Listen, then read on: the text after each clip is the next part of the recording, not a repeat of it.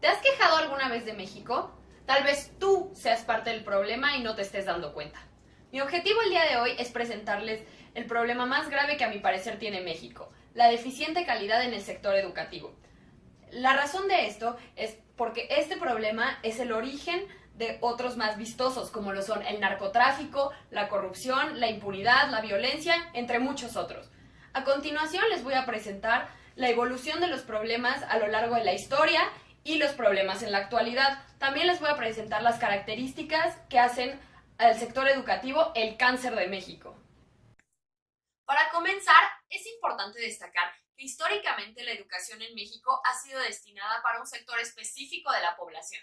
Por ejemplo, en el México prehispánico se dividía en dos escuelas, en el Telpochcali, para hijos de los plebeyos, donde se enfocaban en el arte de la guerra y en el trabajo, y mientras que el Calmecac, que era para hijos de los nobles, se enfocaba tanto en la milicia como en el aprendizaje de las artes y la ciencia.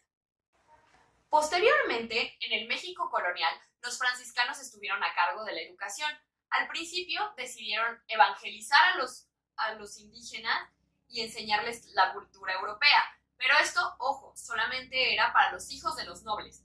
Posteriormente se excluyó a los indígenas de la educación y se destinó exclusivamente para los criollos y los peninsulares. Otro ejemplo que es pertinente destacar aquí es la educación en el México del Porfiriato.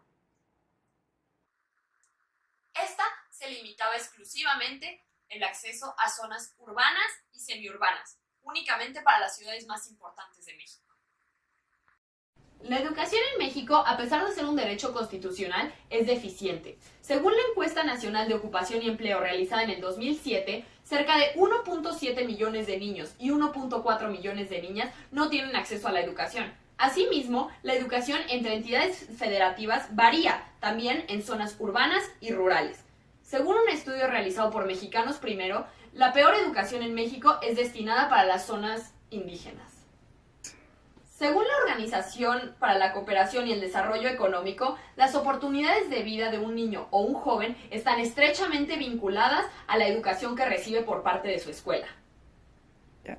Las principales consecuencias de la exclusión y la baja calidad académica son las pocas oportunidades de un trabajo estable y bien remunerado, las carencias en los servicios básicos, el reclutamiento en el crimen organizado, la violencia, la corrupción, la impunidad, entre muchos otros problemas sociales gravísimos. Según los datos históricos y la información actual que recopilamos, nos es posible afirmar que el problema más grave que tiene México es precisamente la educación. Las principales fallas que detectamos son esas: el libro de texto gratuito, los programas oficiales y los sindicatos. Primeramente, quisiera aclarar que no estoy en contra de que se proporcionen los libros de texto sin ningún costo a los estudiantes, pero, según un estudio realizado por el periódico Milenio en el 2013, se detectaron alrededor de 117 errores entre ortográficos, de redacción y de contenido en estos. Lo cual nos hace preguntarnos, ¿realmente la educación es de calidad? Para continuar, el siguiente problema son los programas oficiales. Estos no fomentan el pensamiento crítico de los estudiantes, sino todo lo contrario, los vuelven holgazanes y dependientes. A continuación, les presentaré una cita de la historiadora Patricia Galeana. Un pueblo que no conoce su historia es un pueblo que no tiene memoria. Es como una persona con Alzheimer, que no sabe de dónde viene ni a dónde va. Entonces es muy importante que los niños y jóvenes comprendan que el conocimiento de la historia es un conocimiento útil, que les permite saber de dónde vienen, comprende su presente y actuar en él, para planear inclusive un futuro mejor. Gracias a lo que acabamos de ver de Patricia Galeana, podemos afirmar que en México hacen falta humanidades. En los programas oficiales se deberían incluir con la misma importancia las humanidades que las ciencias, puesto que el pueblo mexicano le falta cultura. Por último, los sindicatos. Estos son el cáncer de México. Un ejemplo de esto fue lo que pasó el pasado 6 de noviembre, que la Coordinadora Nacional de Trabajadores de la Educación volvió a hacer un plantón en Oaxaca, volviendo a dejar a los niños sin escuela. Para mí es inadmisible que alguien que se haga llamar docente docente deje a los estudiantes sin clases. La educación es el pilar fundamental de un país y gracias a ella se genera el progreso de las naciones.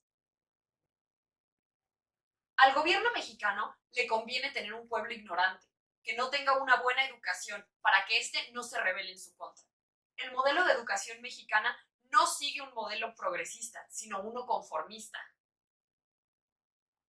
Además, el gobierno se encarga de desmotivar a los estudiantes, haciéndoles creer que una vez que terminen, igual van a tener un trabajo mal remunerado. Para finalizar, los invito a reflexionar sobre este tema. Los exhorto a analizar a profundidad la problemática de la educación en México, puesto que ya vimos que es algo que va mucho más allá de las aulas. Es algo que se refleja en los problemas de la vida diaria, como son la corrupción, la impunidad, la violencia. Son problemas que hacen que en México no se pueda tener una buena calidad de vida. Y como ya vimos, al gobierno le conviene tener un pueblo ignorante. Así que los únicos que podemos hacer algo somos nosotros. Así que, ¿estamos dispuestos a hacerlo? Solo tú puedes cambiar esto.